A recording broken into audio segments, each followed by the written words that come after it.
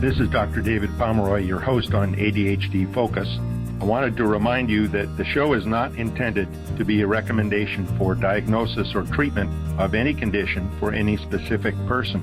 Please consult your mental health professional or doctor managing your ADHD or mental health issues about any diagnosis or treatment-related information that you hear on the show.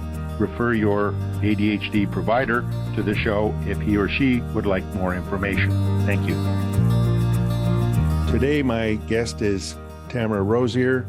She's the founder of the ADD Center of Western Michigan. Also, the author of Your Brain's Not Broken, one of the best ADHD books I've read. I think it's a great approach. She has unique insights, a very informal, easy to read style, and some really good approaches, particularly in terms of visualizing yourself doing things or saying things, especially in the topic of boundaries, which is what we'll be talking about today. Tamara, welcome back. Thank you. I love talking with you, so I'm so glad to be back. So thank you. Oh, great. So boundaries, there are many, many books about it. And I think from all different directions, and I've certainly not read all of them or don't know about all of them, but I don't know of one that looks at ADHD issues and ways to define those, which I think are great as far as something that's important for us. We can impulsively go in another direction, or that sounds interesting, and we commit to doing 7 things when we may have time to do 2. So there are a lot of different things where boundaries can help. Yeah. I'm wondering if maybe we should start by talking about why ADHD people need boundaries. Good. Because and for those listeners who don't know, I have ADHD. And I do as well. So we're talking from experience. Like we know when we're talking about boundaries, we're not saying, gosh, you should. Yes. We're like, yeah, this is where we struggle too. Right. So I just want to remind your, listeners that, you're listening to 2 people who have to evaluate their boundaries. So, and I'd love to hear what you think about your patients too. So I see my clients come in and they lack boundaries with themselves and with others. And for 2 really, there's a lot of reasons, but I see one as people pleasing. In other words, you know what? People already see me as a screw up. And I'm tired of being a screw up. So I'm just going to say yes to everyone and hope that they'll be happy with me. And I think that's one of those things that grows out of our experience in childhood, where we know we're trying really hard. And everyone else is saying, try harder, you're dumb, you're lazy, whatever. And so we figured, okay, I'm going to try to please everybody, and I'm going to do it perfectly so I get no criticism. So perfectionism is another thing that comes in there. See, perfectionism is another reason why, believe it or not, why we don't set boundaries. Because you would think, well, if I'm a perfectionist, I'll set good boundaries.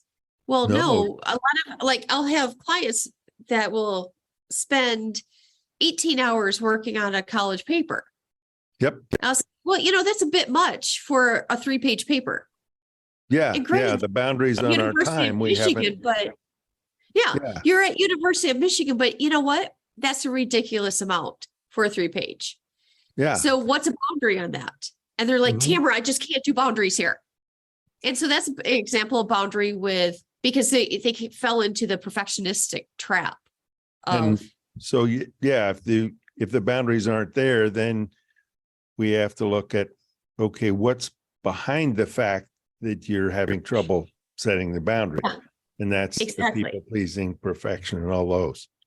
Yep. Another reason we don't have good boundaries, this one hits me hard, is impulsiveness. Yep.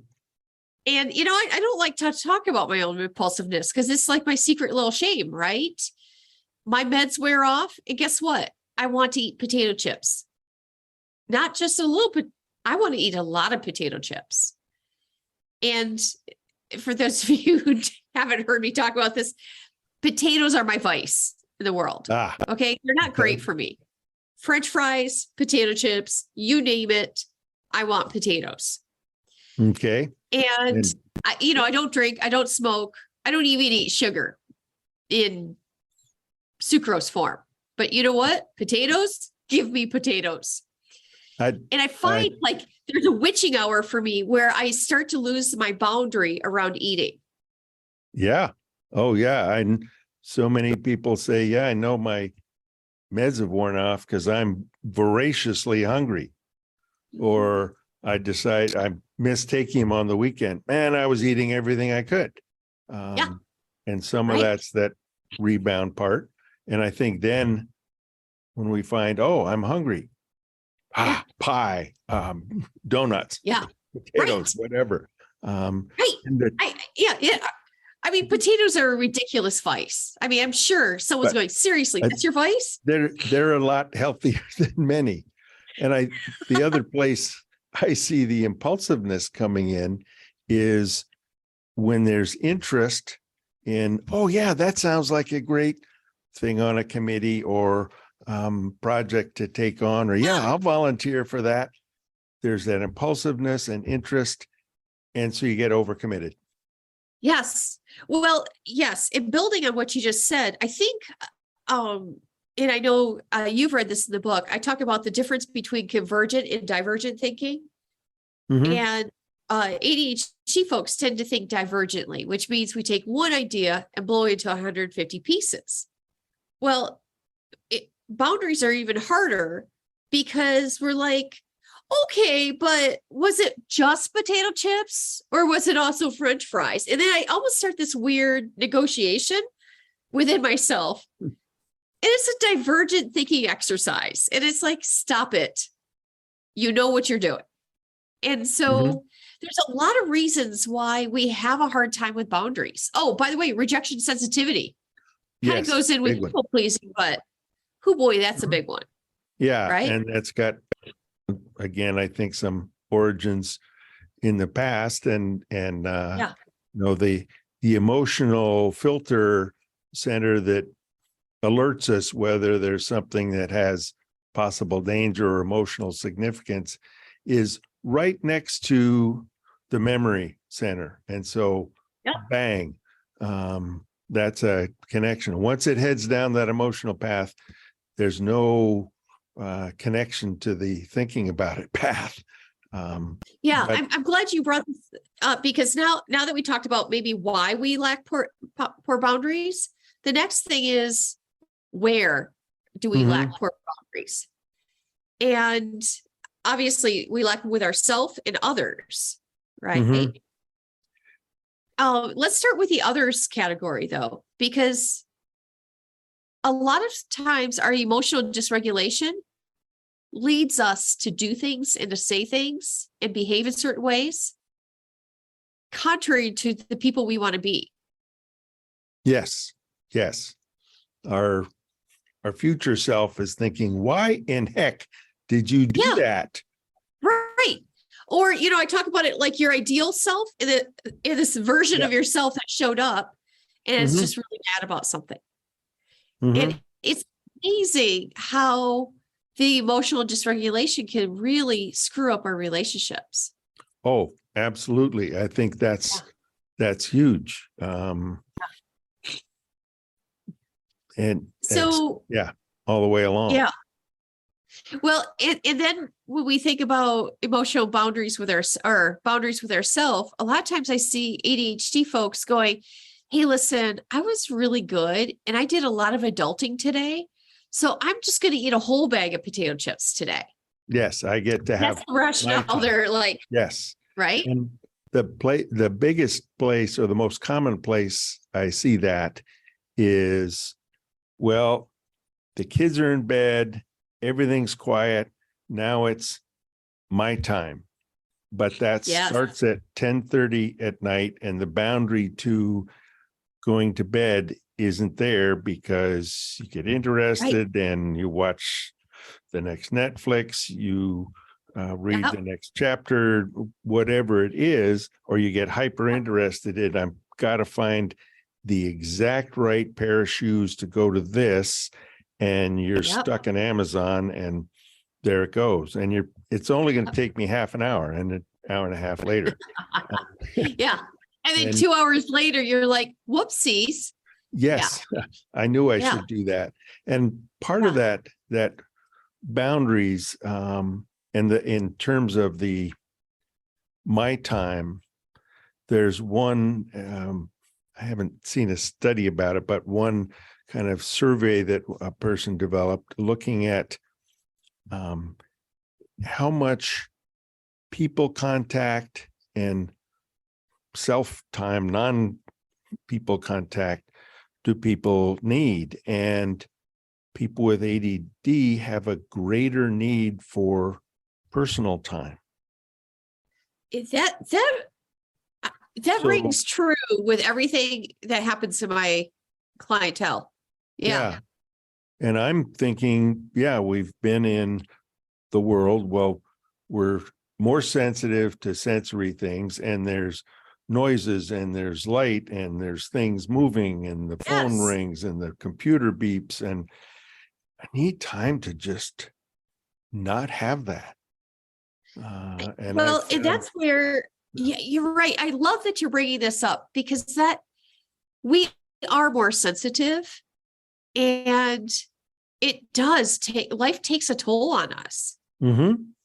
But if we don't have a boundary to go, hey, I accept this about myself, so I need an hour of downtime starting at 9 o'clock to 10 o'clock. I used to have a joke with my kids saying, Mommy goes off duty at 8:30. There you go. So unless something is coming out of a place that it shouldn't, like, you're vomiting or you're bleeding out your ear, if something's happening, come and get me. But that's at a 10. Otherwise, you've been put to bed for the night. So you work it out, honey. Because I wanted them to know I would come back on duty for an emergency. They could always count on me. But to be honest, I'm not that good of a human after 9. I'm a little bit more impatient. Yeah. I'm tired. I can't think straight.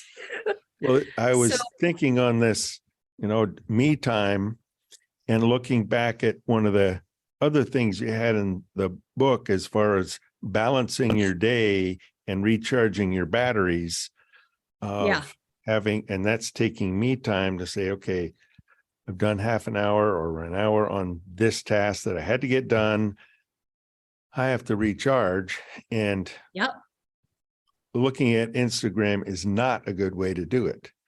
But each of that 10 or 15 minutes, even if it's 10 minutes, you step outside, breathe some fresh air.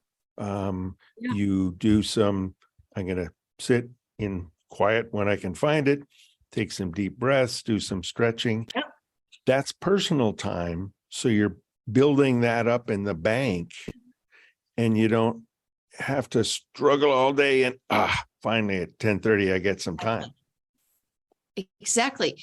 It's interesting you say that. So I just took my 20 minutes break before this interview. And what that looked like for me was,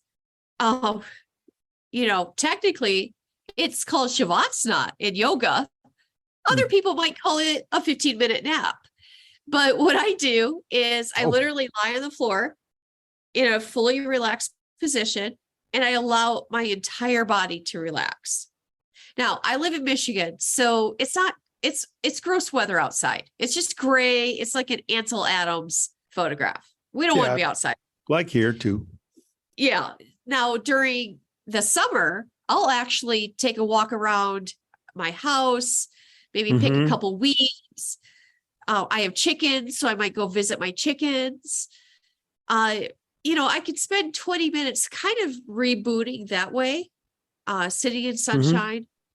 So I have a boundary with myself that I need 2, I call them reboots per day.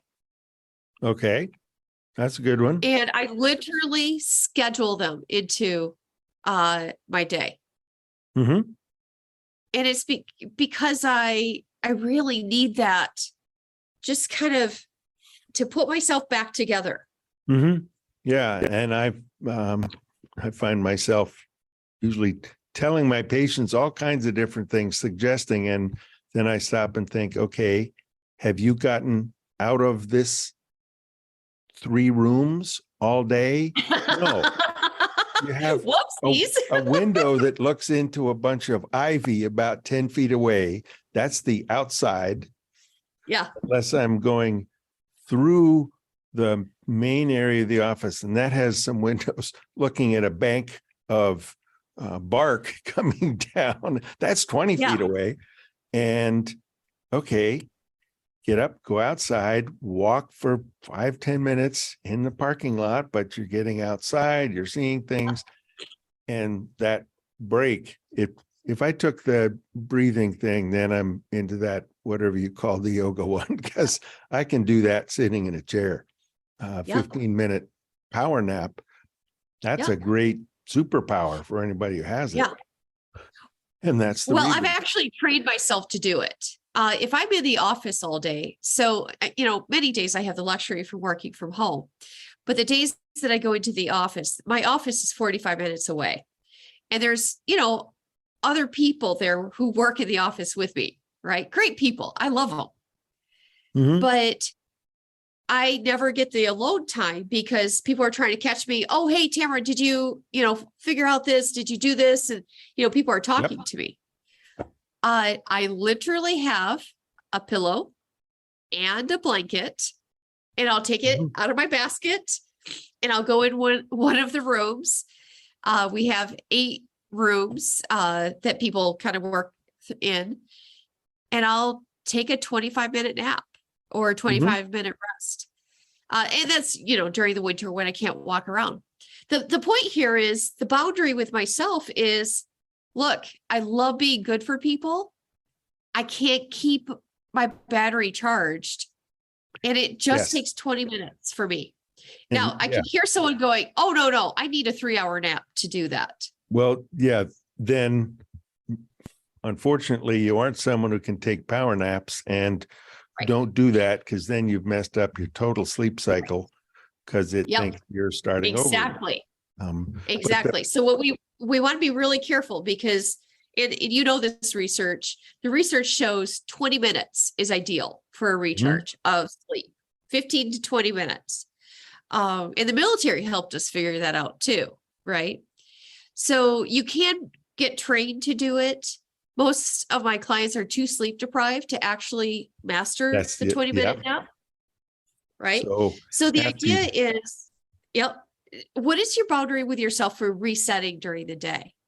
And you know what I just realized? We didn't give the metaphor for boundaries yet. Should we give the metaphor to everyone? Yes. Okay. The house and yard. Yes. Yeah.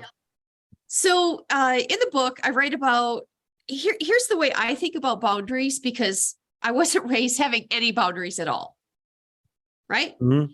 I was raised in a wonderful, area that said, you just make other people happy, and that's really your job in life, which is interesting and loving, but not always kind to yourself.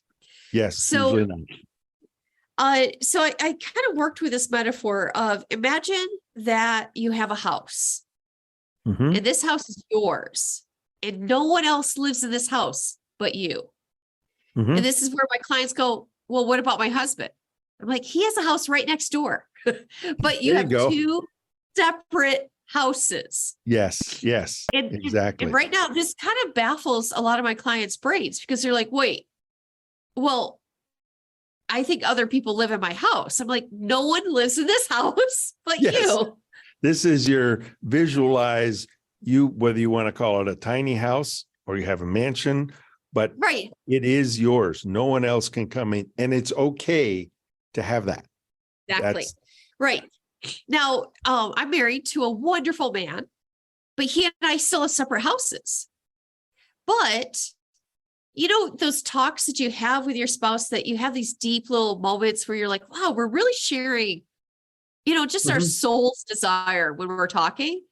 And let me tell you, that's rare because we're busy, right? Right. But we have those moments. Well, those are moments where I invite him into the house. We sit on the couch, metaphorically, in my house, and we're talking on this deeper level. He's invited in. Now, there's some rules I have around my husband, and these are my boundaries. I'm going to welcome you into my house. And because I've welcomed you in, you're not going to stay there forever. And you can even look around and go, hey, Tam, I saw that closet. You want to think about cleaning that out? And metaphorically, that closet could represent, like, I don't know, holding a grudge against a boss from 20 years ago, or I'm just making stuff up. Like, you know, those rubbish that I'm keeping around my own house. Yeah. He might point it out, but it's not his job to clear them out. It's not his job to redecorate my house. It's not his job to do anything. Yeah. And I have a lot of clients who their mother comes into their house, metaphorically. Yes. and says, let me tell you all that's wrong with your house right now. And sometimes it's not metaphorically, which is well, that's exactly what one of my clients said. Okay, now I'm confusing the metaphor because she literally comes to my house and rearranges. Yes, there's that like, physical house that you are living in, and there's this boundary cross. Yes. Yeah. So one of the rules that I have, my personal boundaries, is unless I ask for help, don't give me your help. And that's a good boundary to have. Yeah. In other words, unless I ask you into my house and say, hey, what do you think about this personal issue I'm struggling with? You really don't have the right to give me your opinion. Now, remember, the house is the most intimate part of me. Like, that's like not a lot of people get into my house, right? So the house sits on a yard, and the yard is where I have my people around me. And sociologists think that the yard kind of maxes out around 15 people. Okay. And around this yard, we have a fence. So it's a defined space, or one should really consider putting up a fence. Yes, there's the boundary. Otherwise, people are just traipsing in and out. Because let me talk about your yard people. Your yard people are the ones who, like my family, those are the people in my yard. I've got 4 of the most amazing children, and they have 4 of the most amazing spouses / boyfriends. And I have to tell you, last Christmas that we all had together, we've had rough times, but it was one of those magical, beautiful times where we were kind of sitting around metaphorically in the yard, just enjoying each other's company. And it was just really good. And it was magical, you know? Yep. So sometimes people come into your yards, though, and they do foul things in your yard, right? And as one of my clients said, she was just such a hoot. She's like, oh, I have a lady from church who poops in my yard. Okay. Yeah. And they bring all their stuff in. Yeah, they bring all their junk. And then another person told me, you know what? I have someone who comes in and tries to dig up my yard and rearrange things. And so the idea here is we need a set of rules for people who are in our yard. In other words, they don't always come in our house. And by the way, every once in a while, I'll invite one of my children into the house and go, hey, here are some thoughts I'm having about me, not about you, but about me. I would love your feedback on that. And I have all my children are adults, by the way. I have these kids who understand that's sacred ground when that happens. Yeah. And I do that to model how they can ask me into their house But let me be clear, as a mom, I don't enter their house.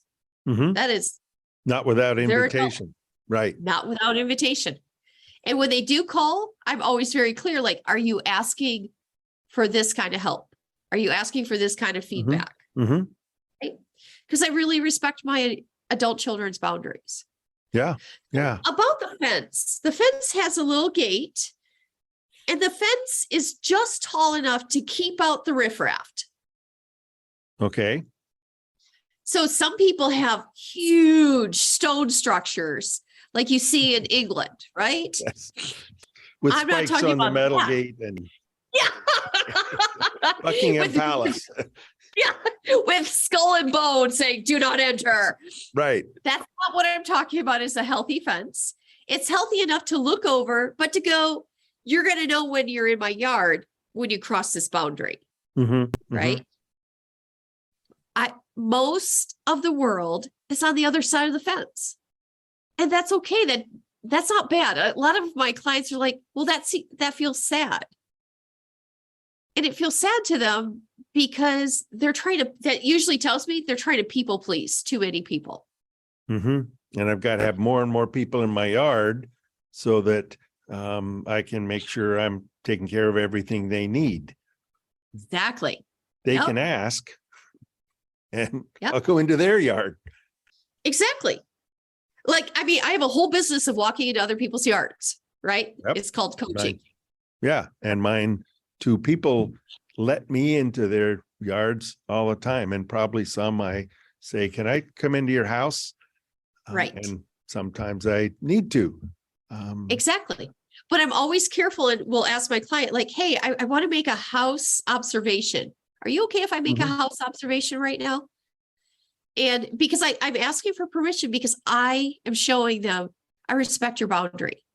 A lot of times this is the first time people have felt that kind of respect.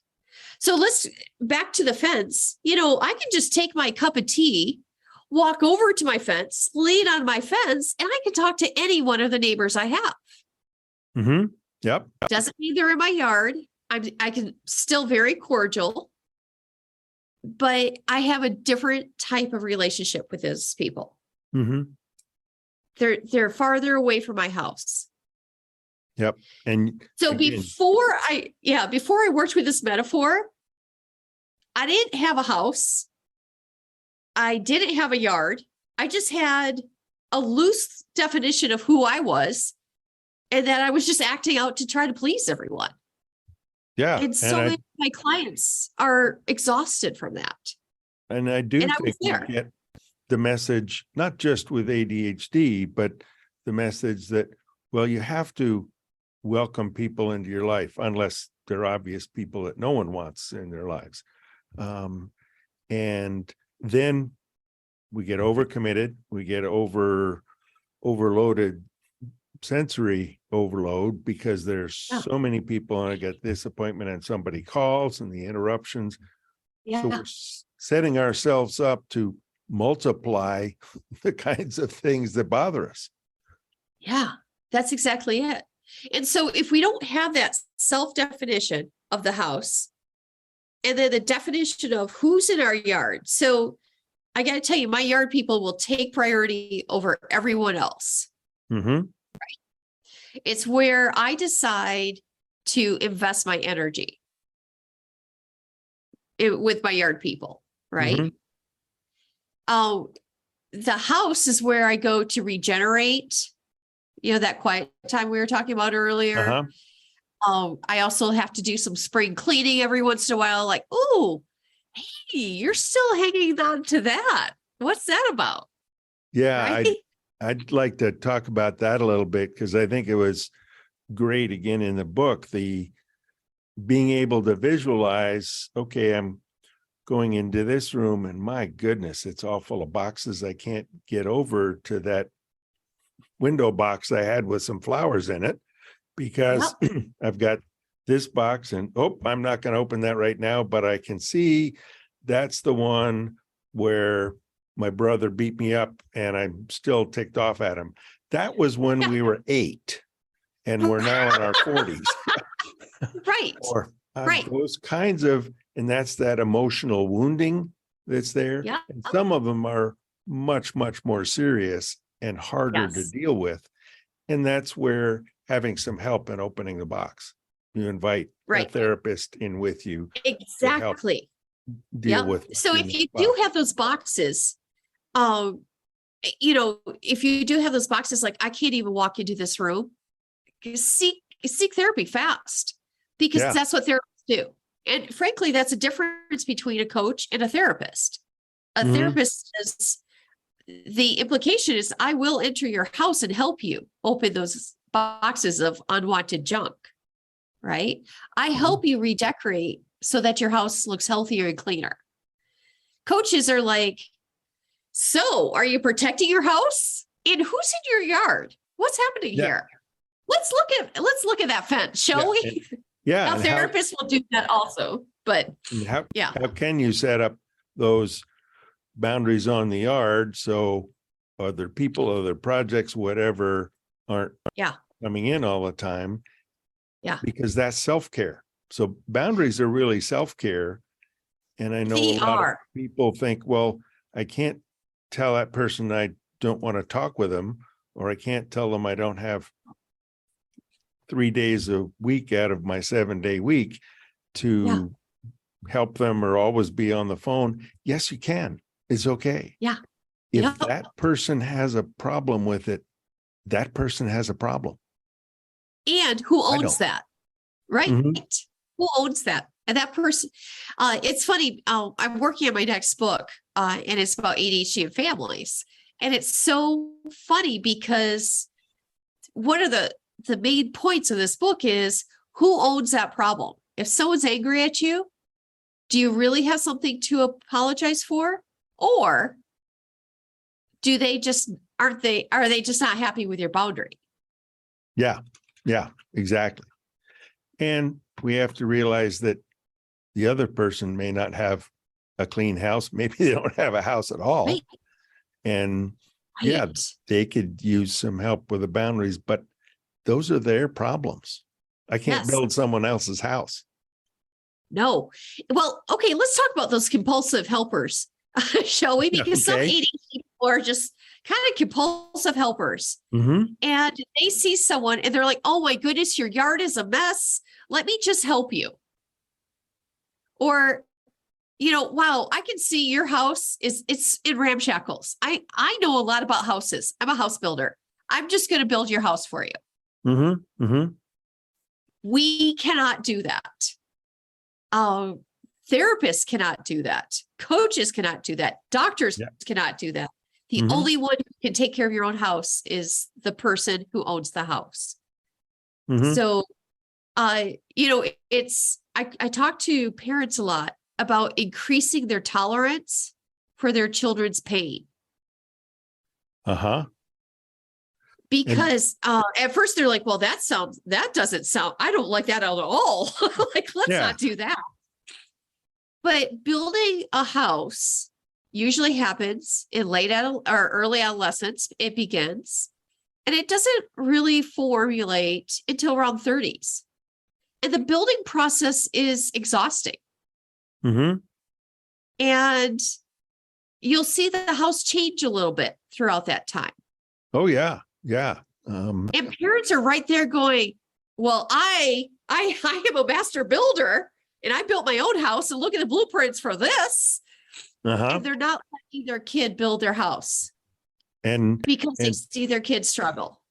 right. And I think that, to me, also points up something that's in our, somehow has come to be part of our society, where everyone's a winner. Well, not all the time. And the other one is, well, I can't let you fail. So Right. I'm going to either overprotective parent, helicopter parent, I'm going to make sure you succeed. But Yeah. learning is trying and then failing. And then you Yep. try a different way. And okay, your teacher is a coach. Hey, let's do it this way. I'm reminded of a story about Thomas Edison, who apparently tried 1,000 times before he came up with a light bulb that worked. And someone asked him, how did it feel to fail 999 times?